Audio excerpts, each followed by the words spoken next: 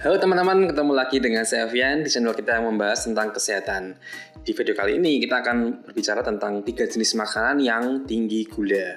Nah, makanan ini bisa kita waspadai atau kita minimal batasi lah konsumsinya setiap hari ya. Nah, sebelum kita masuk ke apa aja jenis makanannya, kita bahas dulu tentang gula. Nah, gula ini menurut prosesnya ada 2 macam, yaitu gula yang alami dan gula yang tidak alami. Gula alami ini adalah segala sesuatu yang ada di alam yang sifatnya masih natural, jadi belum melalui proses pemurnian ya. Biasanya terdapat pada madu, buah-buahan, sayur, umbi-umbian, biji, dan tebu juga. Kemudian gula yang tidak alami adalah gula yang sudah melalui proses pemurnian, jadi sudah nggak alami lagi. Jadi alami kita bisa langsung konsumsi, yang nggak alami harus dimurnikan dulu baru kita konsumsi. Nah, apa aja 3 makanan yang tinggi gula? Yang pertama adalah makanan yang tinggi karbohidrat.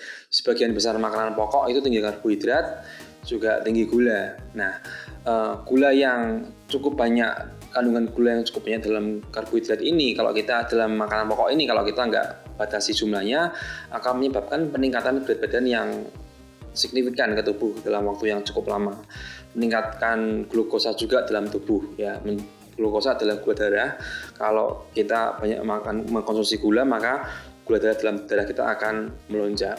Nah, nanti efeknya akan kita bahas di video selanjutnya. Intinya kalau gula darah yang tinggi akan memberikan dampak yang buruk untuk kesehatan. Nah, yang jenis makanan yang kedua adalah roti ya. Roti ini adalah salah satu makanan pokok juga, tapi nggak di negara kita ya, tapi di negara barat. Roti ini adalah salah satu bentuk dari karbohidrat, di mana roti terbentuk dari tepung. Roti ini sebagai contoh nih, roti tawar ya. Roti tawar itu adalah makanan yang tinggi karbohidrat, sedangkan karbohidrat itu adalah molekul gula. Jadi roti tawar pun itu sebenarnya sudah manis. Kalau kita tambahkan meses atau tambahkan keju ya otomatis akan semakin tinggi gula dalam roti yang kita konsumsi. Nah, kemudian sereal sudah pasti kita tinggi gula, kita bisa baca di informasi nilai gizinya. Nah, jenis makanan berikutnya yang kedua adalah sebangsa atau sejenis saus ya. Saus tomat, saus sambal, saus mentega, banyak saus lah ya. Nah, di dalam kandungan saus itu terdapat kandungan gula yang cukup tinggi biasanya ya. Nah, kita perlu membatasi asupan gula supaya kita bisa mengkonsumsi yang jumlah normal. Menurut Kemenkes, konsumsi gula yang normal adalah batas maksimalnya 50 gram per hari atau kurang lebih 4 kalau nggak salah 4 sendok makan. Ya, kita tinggal sesuaikan aja konsumsinya. Di setiap kemasan kan, kemasan saus tomat atau saus sambal yang kita konsumsi kan ada terusnya tuh gulanya berapa gram. Misalnya gula 5 gram, kalau kita konsumsi 10 saset saus tomat ya kita sudah masuk dalam jumlah batas maksimal konsumsi gula dalam harian kita. Jadi kita perlu kritis berapa jumlah saus atau saus tomat atau saus sambal yang akan kita konsumsi. Kemudian yang ketiga adalah jenis makanan yang tiga adalah makanan yang low sugar atau low fat atau istilahnya zero sugar. Biasanya seringkali kita temukan di protein bar ya. Protein bar itu kan kemasannya oke, bagus ya, membuat kita ingin beli. Nah, tanpa kita melihat informasi nilai gizi yang ada pada kemasan itu. Kita perlu jeli ya sebenarnya intinya apa adalah setiap makanan yang kita konsumsi kita perlu kandungannya dulu, lihat kandungannya gimana, gulanya seberapa, kalorinya seberapa. Seringkali kita terjebak adalah asumsi yang mengatakan bahwa zero sugar, low sugar berarti gulanya rendah. Belum tentu. Low sugar itu pasti perusahaan produsen makannya pasti akan menurunkan atau mengecilkan atau mengurangi porsi gula dari gula yang normal, dari produk yang normal. Nah, menguranginya itu mengurangi sedikit atau mengurangi banyak. Kalau mengurangi sedikit ya kita nggak beda jauh dengan makanan yang lainnya ya. Nah, berikutnya adalah es krim. Es krim sudah kita tahu pada umumnya es krim itu tinggi gula ya. Tapi semakin berjalannya teknologi modern, teknologi pangan ya otomatis ya, bisa membuat es krim yang low sugar ya. Tapi sama seperti tadi, low sugar, kita jangan terjebak ke low sugar, zero sugar. Begitupun juga permen. Permen kan pada dasarnya adalah makanan yang tinggi gula. Nah, seiring berjalannya teknologi dan pengolahan makanan mungkin bisa menggunakan lebih rendah gula atau menggunakan gula yang lebih alami, tapi kita perlu batasi itu. Jangan sampai kita terjebak ke istilah low sugar atau zero sugar. Nah, kemudian sebagai tambahan adalah minuman ya. Ini bukan kategori makanan, ini adalah minuman lah. Minuman dalam kemasan. Yang kita bahas adalah minuman soda dan minuman jus ya, jus dalam kemasan. Nah, yang pertama minuman soda. Minuman soda yang biasa kita jumpai di supermarket atau di toko makanan itu otomatis tinggi gula. Soda itu tinggi gula. Dan yang pasti soda itu nggak baik untuk kesehatan karena selain tinggi gula juga kandungan nutrisi, vitamin, mineral sangat rendah sekali.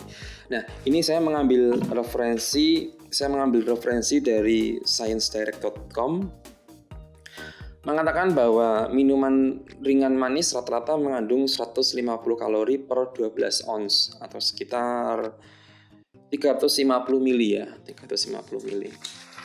Nah, sebagian besar kalori dalam minuman ringan berupa gula tebu rafinasi atau sirup jagung rafinasi. Ini banyak kita jumpai di soft drink ya atau minuman ringan. Minuman bersoda sangat rendah serat, mineral, protein, vitamin, dan nutrisi penting lainnya. Nah, lanjut ke jenis minuman lainnya yaitu minuman jus dalam kemasan. Nah, minuman jus ini sering kita jumpai di supermarket ya. Jus buah dalam kemasan itu jika pun memang ada buah dalam kemasan itu pasti mengandung banyak gula sebagai pelengkapnya. Nah, beda kalau kita konsumsi buah alami ya, kita buah utuh kita langsung makan. Komposisi gulanya dan kualitas gulanya itu berbeda dengan yang kita konsumsi pada saat kita mengkonsumsi jus buah dalam kemasan. Nah, dalam minuman jus dalam kemasan ini kita akan mendapatkan vitamin dan mineral juga ya. Meskipun jumlah sedikit ya, tapi yang pasti jumlah seratnya akan berkurang banyak sekali kalau kita minum minuman jus dalam kemasan.